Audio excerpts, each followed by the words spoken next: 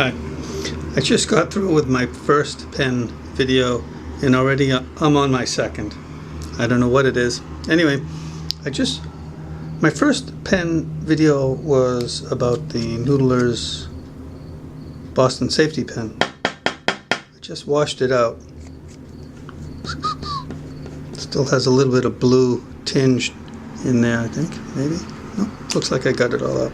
Okay, I just realized that I had a bottle of this, I had to look it up on the web, HERBIN 1670 anniversary emerald bottle ink. I'm not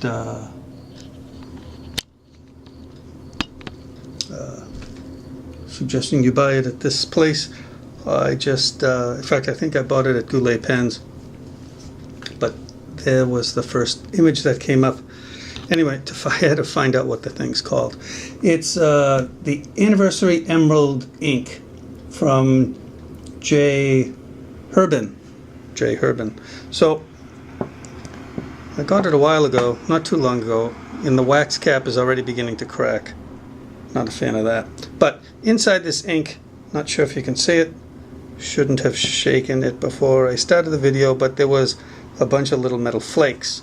So here you have an ink that needs to be shaken here before it's loaded into a pen.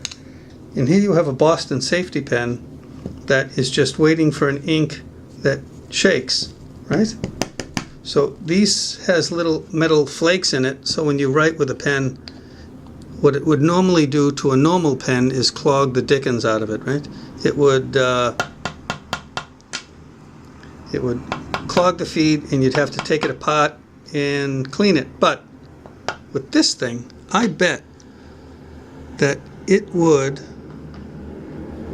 now with the aid of an eyedropper again, you have to fill this thing, and I'm going to go out of the frame to get it vertical and squeeze a load of this water-soluble ink in here. So this isn't noodle. Whoops. All right, you see, this is what drives me crazy about ink pens, fountain pens. Already, there's nothing you can do where you don't get ink on your fingers.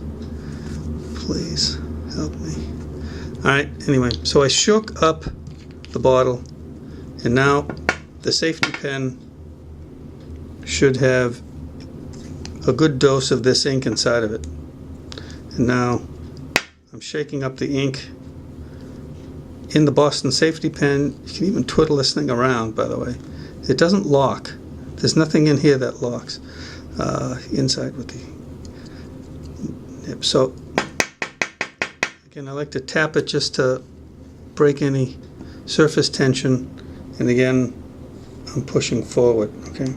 So I found out that my camera here has a macro mode, so let me open this thing up to a page here where, alright, so here's a page, here's the other page that I was writing with before.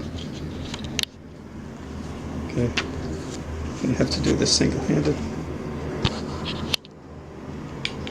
Alright, so here's this thing, and now that this will put down a lot of ink, how macro can macro get with this thing?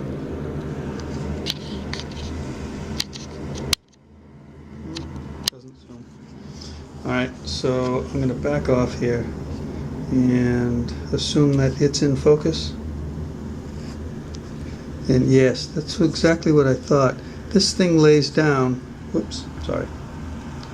This thing lays down quite a bit of ink, which means that those little flakes somehow are going to find their way out of the ink flow, and I'm holding the pen. Get the wrong angle here, but so you get the idea.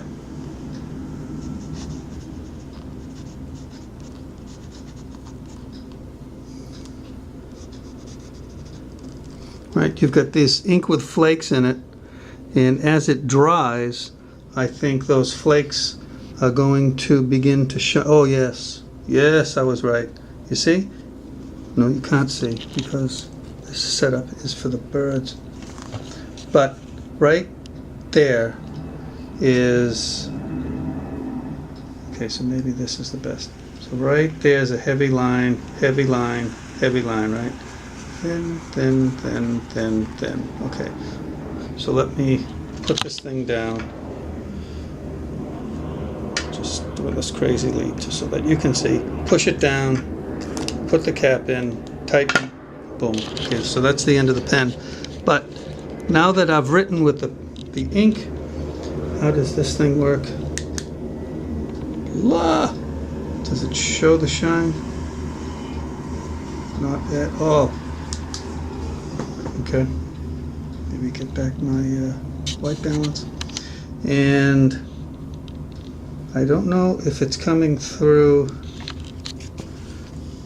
because I'm not in daylight.